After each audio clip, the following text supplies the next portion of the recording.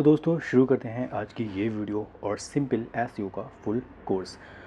तो बेसिकली अगर एक टर्म और एक शब्द में मैं आपको समझाने की कोशिश करूं तो ऑफ पेज का मतलब ये होता है कि बैकलिंक्स, यानी कि जिसको अगर थोड़ी बहुत नॉलेज है और जो एसईओ जानता है वो एक टर्म्स में अगर हम बात करें तो वो हमेशा यही कहेगा कि ऑफ पेज जो होता है वो लिंक बिल्डिंग या बैकलिंक्स जो है आपको उसको बोलते हैं।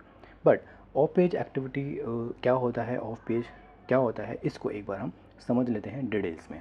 तो बेसिकली ऑफ पेज जो होता है आपका एक ऐसा प्रोसेस होता है जो आप अपनी वेबसाइट के लिए बैकलिंक स्ट्रेटजी बनाते हैं, यानी कि आप बैकलिंक्स बनाते हैं। आप अपनी वेबसाइट की सर्च इंजन पे आप वर्क करते हैं, सर्च इंजन को समझने के लिए कि आपकी वेबसाइट पे क्या चल रहा है, उसको ट्रस्टवर्दी बनाने के लिए, उसको मतलब विजिबिलिटी को शो करने के लिए, वेबसाइट के रैंकिंग को इम्प्रूव करने के लिए और कीवर्ड्स रैंकिंग को इम्प्रूव करने के लिए हम जो भी एक्टिविटीज़ अपनी वेबसाइट पे करते हैं आउटसाइड द वेबसाइट, यानी किसी दूसरी वेबसाइट पर हम अपने बैकलिंक्स जो क्रिएट करते हैं उसको ही हम ऑफ पेज एक्टिविटीज़ हम कहते हैं। तो समझ लेते हैं हम एक बार ऑफ पेज एसईओ को।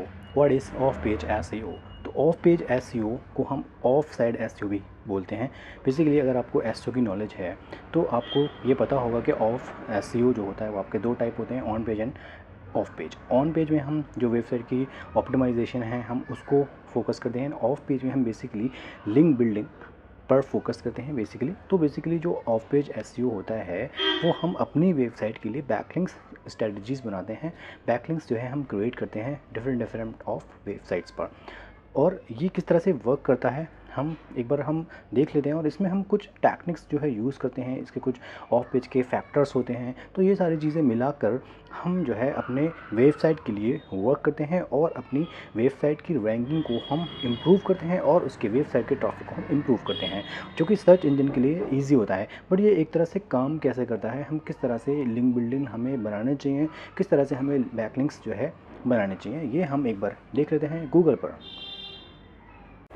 तो सिंपल हम गूगल पे आ चुके हैं और एक बार हम ये समझ लेते हैं कि किस तरह से ये हम जो बैकलिंक्स क्रिएट करते हैं वो वर्क करते हैं। फॉर एग्जांपल जैसे मैंने कोई कीवर्ड सर्च करा गूगल पे एसईओ कंपनी इन दिल्ली, तो जब भी कोई कीवर्ड कोई भी यूज़र सर्च करता है आपको यहाँ पर कुछ रिज़ल्ट मिलते हैं। ये पूरा डैशबोर्ड जो आपका सर्च इंजन रिज़ल्ट पेज कहलाता है, यहाँ जहाँ पे आपको सारे सर्च इंजन के जो रिज़ल्ट हैं, जब भी कोई यूज़र कोई भी क्वेरी सर्च करता है तो आपको जो रिज़ल्ट डिलीवर होते हैं, तो इस पूरे डैशबोर्ड को आप SERP यानी कि सर्च इंजन रिज़ल्ट पेज बोलते हैं।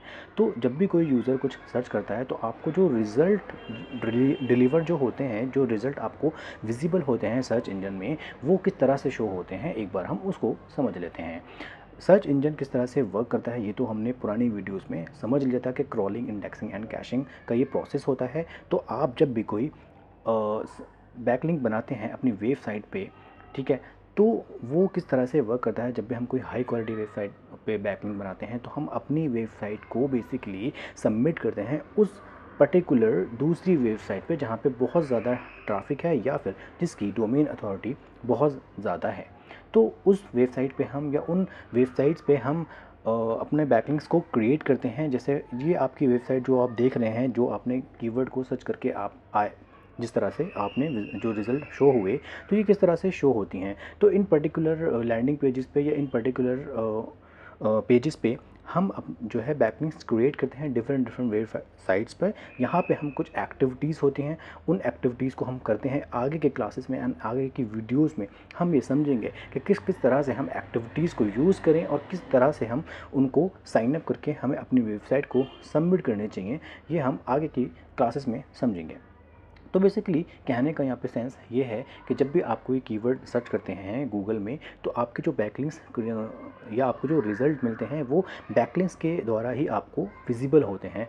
यानी कि सर्च इंजन को आपको एक ट्रस्ट बिल्ड करना पड़ता है अपनी वेबसाइट के लिए। स्टार्टिंग से ही आप जब ऑन पेज कंप्लीट कर देते हैं उसके बाद जब आप ऑफ पेज एक्टिविटीज़ करते हैं तो आपको यहाँ पे लिंक बिल्डिंग जो है आपको स्ट्रेटजीज़ बनानी पड़ती है कि किस तरह से मैं लिंक बिल्डिंग जो है क्रिएट करूँ। आप कहीं ऐसे बैकलिंक्स तो नहीं बना रहे हैं जो आपकी वेबसाइट के लिए हार्मफुल होते हैं। तो ये सब हमें ऑडिट करना पड़ता है, एनालिसिस करते हैं। अब हम ये समझ लेते हैं बेसिकली कि आपकी जो वेबसाइट है उस पे जो ऑफ पेज एक्टिविटी आप करते हैं उसमें 3 पैरामीटर्स जो है आपका बहुत ही हेल्पफुल होते हैं। यानी कि सबसे पहले जो होता है आपका लिंक बिल्डिंग। वीडियो के लास्ट में आपको ये बताने वाला हूँ कि इन तीनों में से which of the most powerful and important आपकी एक्टिविटी कौन सी है या इम्पॉर्टेंट पैरामीटर कौन सा है जो आप ऑफ पेज में यूज़ करेंगे। तो लिंक बिल्डिंग सबसे पहले आपका होता है ऑफ पेज एसईओ में। ये क्या करता है, acquire high quality backlinks from reputable websites to boost your websites authority. Basically link building हमने समझ लिया, बेसिकली ऑफ पेज ही आपका एक लिंक बिल्डिंग एक्टिविटीज़ होता है।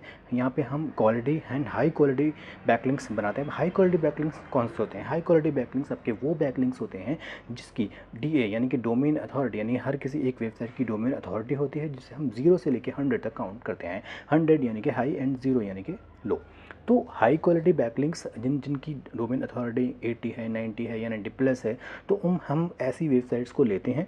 और वो कौन कौन सी वेबसाइट होती हैं, ये एक स्ट्रेटजी हमें बनानी पड़ती है। तो उन वेबसाइट पे हम अपनी वेबसाइट को सबमिट करते हैं। आगे के हम क्लासेस में यही समझेंगे कि किस तरह से हमें एक्टिविटीज़ करनी चाहिए। साइन अप करके हम प्रॉपर समझेंगे किस तरह से हमें लिंक बिल्डिंग करनी चाहिए। तो हाई क्वालिटी बैकलिंक्स हमें क्रिएट करनी चाहिए अपनी वेबसाइट के लिए। और मैं आपको ये भी बताऊँगा कि किस तरह से, जब आपकी मान लीजिए कोई फ्रेश वेबसाइट है और आप उस पर जब ऑन पेज कर लेते हैं, तो आपको किस तरह से ऑफ पेज एक्टिविटीज़ पे करना चाहिए, किस तरह से आपको लिंक बिल्डिंग स्ट्रैटेजीज़ बनानी चाहिए।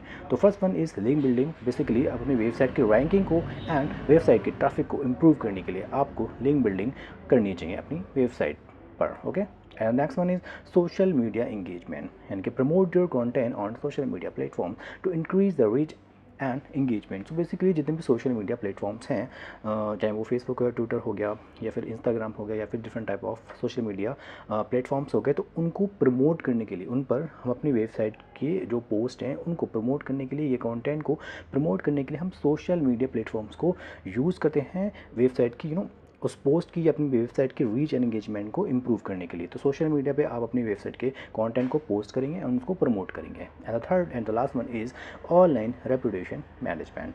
सोशल मीडिया तो आपने समझ लिया कि बेसिकली अपने वेबसाइट के कंटेंट को प्रमोट करने के लिए हम सोशल मीडिया प्लेटफॉर्म्स पर कंटेंट को हम पोस्ट करते हैं। एंड ऑनलाइन रेपुटेशन मैनेजमेंट क्या होता है? Monitor and manage your online reputation to build trust and credibility. Basically यहाँ पे हम अपनी वेबसाइट के एक ब्रांड को, यानी कि आपका जो भी एक ब्रांड है उसको हम अपने ब्रांड को विजिबल करते हैं, हम अपने ब्रांड बनाते हैं। बेसिकली ऑनलाइन रेपुटेशन मैनेजमेंट में हम अपना ब्रांड क्रिएट करते हैं, जो भी आपका ब्रांड है।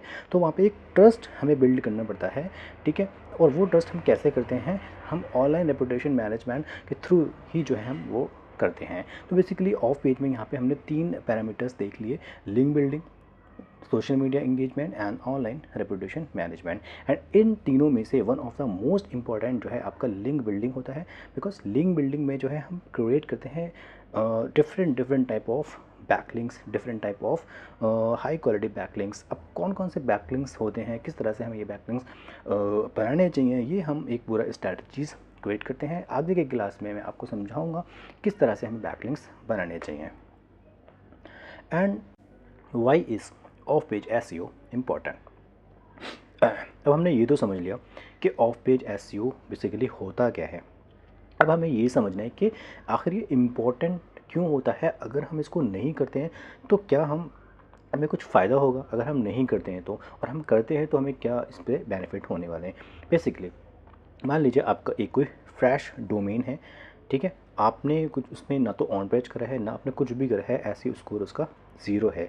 तो आप मुझे ये बताएं कि क्या आपका जो आपकी वेबसाइट है गूगल पे दिखेगी?